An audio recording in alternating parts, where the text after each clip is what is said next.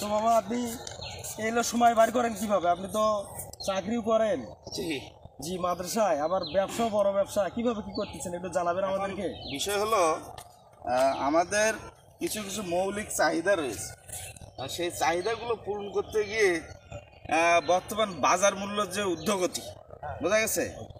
তো সেই বাজার মূল্যের ঊর্ধ্বগতির থেকে আমার আসলে এই উদ্যোগটা গ্রহণ করা।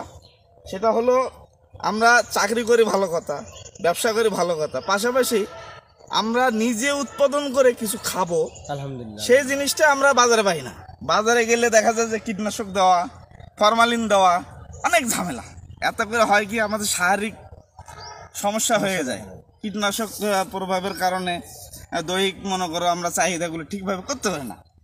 তারই দৃষ্টিকোণ থেকে আমি উদ্যোগ নিলাম কি, যদি আমি কিছু নিজে উৎপাদন করি, যদি আমার সংসারে যদি কিছুটা হেল্প হয়, তো সেই দৃষ্টিকোণ থেকে আমার আসলে এগুলো করা আর কি। তো সেখানে আমি অবশ্য পাশাপাশি অনেকগুলো ছোট্ট আমার একটা জমি, সেখানে পাশাপাশি আমি অনেকগুলো আবাদ লাগাইছি। যদি আমি দেখাই এক পাশ থেকে, তাহলে আমি দেখাতে পারবো বাঁধাকপিগুলো। আপনি আমাদের যারা কৃষক ভাই বা আপনার মতো যারা আছে তাদেরকে একটু বলেন, তারাও যেন করে। হ্যাঁ অবশ্যই বলবো, অবশ্যই বলবো। সেটা হচ্ছে হলো দেশ এবং দর্শের যাতে ভালো হয়।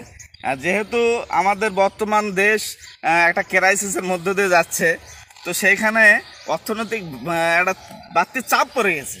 তো সেই চাপ থেকে যদি আমরা যদি প্রত্যেককেই যদি এগিয়ে আসি, প্রত্যেককেই যদি আমরা যদি এই কৃষিকাজের সাথে সম্পৃক্ত হই, তাহলে ন্যূনতম আমার নিজের যে পারিবারিক চাহিদাটা, সেটা যদি আমরা পূরণ করতে পারি, তাহলে হয়তোবা সেটা অর্থনৈতিক দেশের সার্বিক স্বার্থে হয়তোবা কাজে লাগতে পারে। তো আমি কি কি আবাদ করছি সেটা একটু যদি আপনাদের দেখাই ঘুরে ঘুরে। আমি অবশ্যই আলু করেছি একটু অল্প একটু জায়গায়, এখানে কিছু কিছু প্লট করেছি, আমি অনেকগুলো প্লট করেছি। সেই প্লটের ফাঁকে ফাঁকে আমার এগুলো আসলে মূলত করা। এই আলুর মধ্যে আমি প্রথমে স্টেপে দিয়েছিলাম হলো শাক, লাল শাক দিয়েছিলাম, পাশাপাশি মূলো দিয়েছিলাম। মূলগুলো মাশাআল্লাহ ভালো হয়েছে। হ্যাঁ আচ্ছা, মূলো এখন খাচ্ছি ভালো। তো আমি পাশাপাশি এখানে দুইটা প্লট করছি। একটা প্লটে আমার রসুন আছে, রসুন অল্প একটা জায়গায় করছি। আর পাশাপাশি এটা হলো পেঁয়াজ করেছি।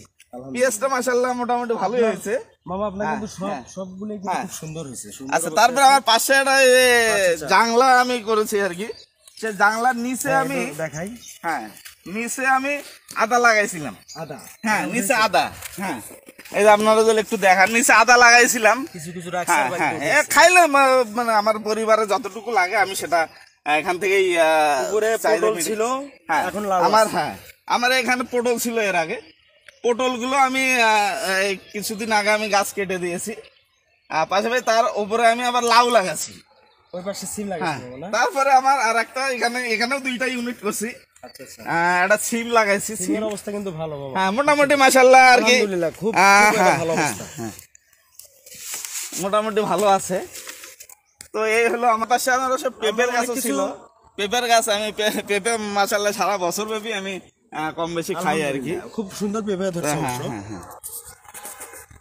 বন্ধুগণ, পরবর্তী কোনো এপিসোডে দেখা হবে। যদি কিছু ভালো লাগে, ভালো লাগানোর চেষ্টা করেছি আমি। যদি ভালো লাগে লাইক কমেন্ট শেয়ার করে দেবেন।